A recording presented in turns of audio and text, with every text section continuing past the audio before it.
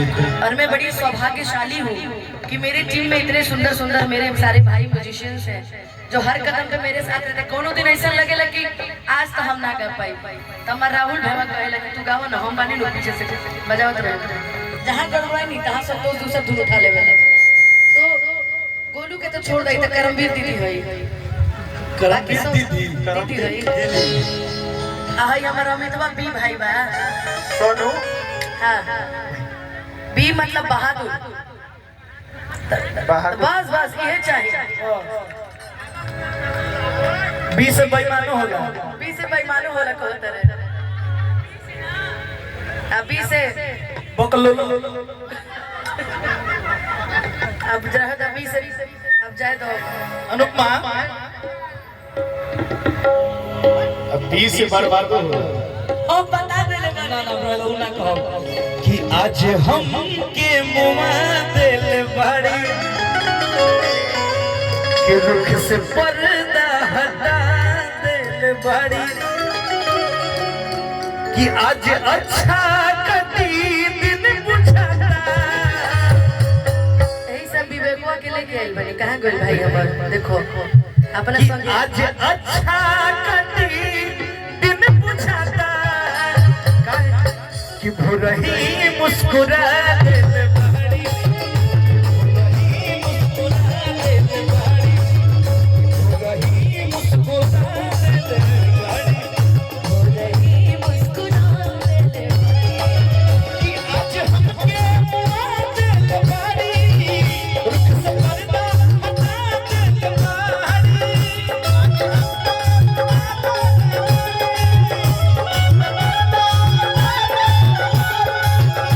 आज हमके मुआ दिल बड़ी, रुख से पर्दा हटा दिल बड़ी, कि आज अच्छा कटी दिन बुझाता।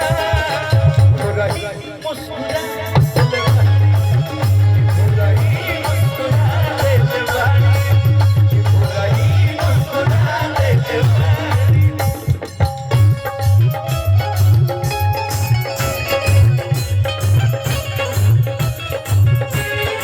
चांद तारे फूल शबनम तुमसे अच्छा कौन है।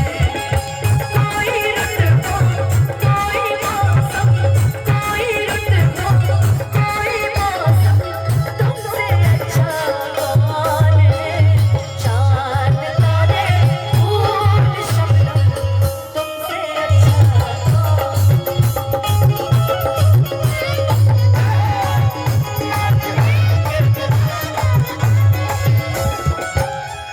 लइका कहता है कि मैं कदाया आज जाए के नइखे, कि मैं कदाया आज जाए के नइखे,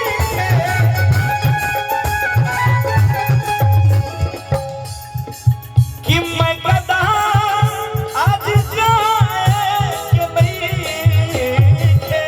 काहे से कि आँख से ही पिला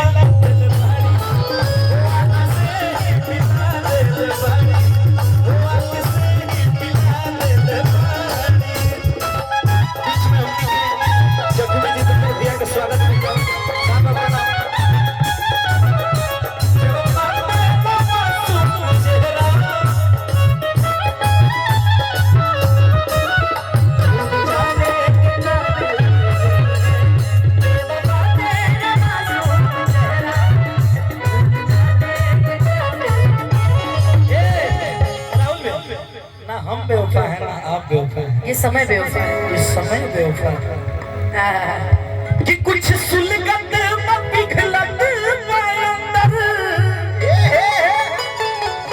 आ दिल के भीतर बड़े जख्मी जीते कि कुछ पिघलत में सुलगत अंदर, कि कुछ सुलगत में पिघलत अंदर। कैसे किया गया ये सन लगा दिल बड़ी, किया गया ये सन लगा दिल बड़ी, वो आगे ये सन लगा दिल बड़ी। आज हमके मुआ दिल बड़ी, रुख से पर्दा हटा दिल बड़ी।